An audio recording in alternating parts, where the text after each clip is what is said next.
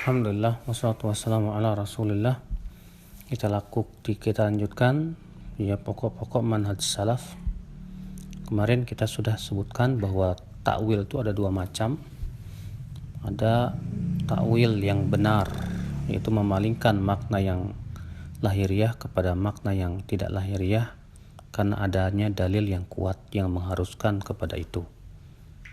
Yang kedua yaitu takwil yang batil, yaitu memalingkan makna yang tampak lahiriah kepada makna yang tidak tampak dengan tanpa dalil dan hujah sama sekali. Dan ketahuilah ikhwata Islam bahwa takwil yang batil ini diingkari oleh seluruh ulama di kalangan Ahlussunnah dengan sepakat tanpa ada perbedaan di antara mereka. Iya. Karena takwil yang batil itu sama saja menuduh bahwa Allah dan Rasulnya tidak fasih dalam menjelaskan kebenaran, sehingga perlu untuk dibawa kepada makna kiasan-kiasan yang mereka inginkan.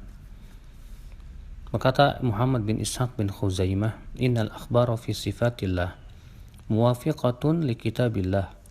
Naqalaha al-khalafu 'anis salaf qarnan ba'da qarnin min ladun as-sahabah wat tabi'in ila asrina hadza ala sabil sifati lillahi ta'ala." Kata beliau, sesungguhnya kabar-kabar tentang sifat Allah sesuai dengan kitabullah telah dinukil oleh orang-orang belakangan dari orang-orang terdahulu dari zaman ke zaman, dari semenjak zaman sahabat, tabi'in sampai zaman kita ini, dan bahwasanya itulah sifat-sifat Allah yang harus diimani. Ya. Ma'ajnabit ta'wil wal juhud, disertai dengan harus menjauhi katanya ta'wil, maksudnya ta'wil yang batil. Demikian pula al-imam para ulama setelahnya, diantaranya al-Auza'i, imam atau ulama Ahlus Syam. Demikian pula al-imam at-Tirmidzi.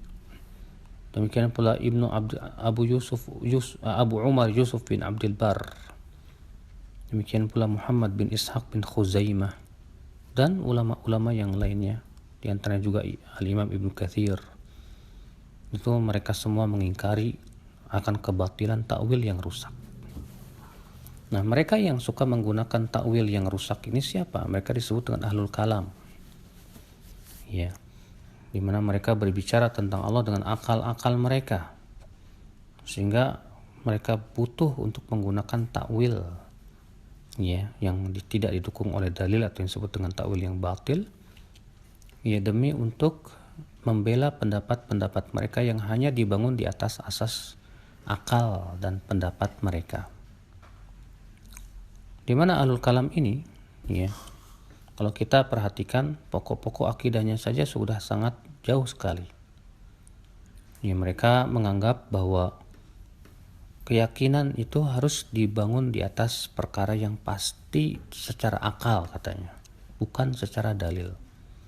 Jadi menurut mereka dalil itu tidak menghasilkan keyakinan. Yang menghasilkan keyakinan itu adalah akal. Ini merupakan kebatilan. Kenapa? Karena akal manusia itu berbeda-beda. Akal mana yang bisa dijadikan patokan dalam hal ini? Mereka juga punya keyakinan bahwa bisa saja akal bertabrakan dengan dalil. Dan ketika bertabrakan antara akal dan dalil, kata mereka harus didahulukan akal secara mutlak. Kalau Ahlussunnah wal Jamaah berpendapat akal yang sehat tidak mungkin bertabrakan dengan dalil yang sahih, nggak mungkin.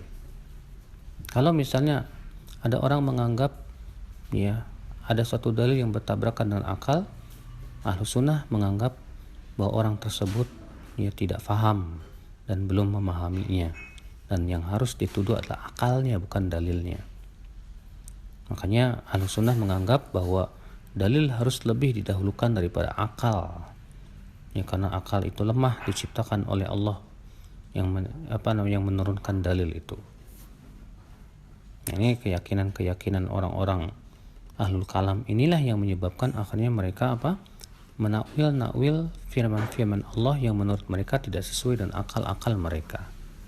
Allahu a'lam.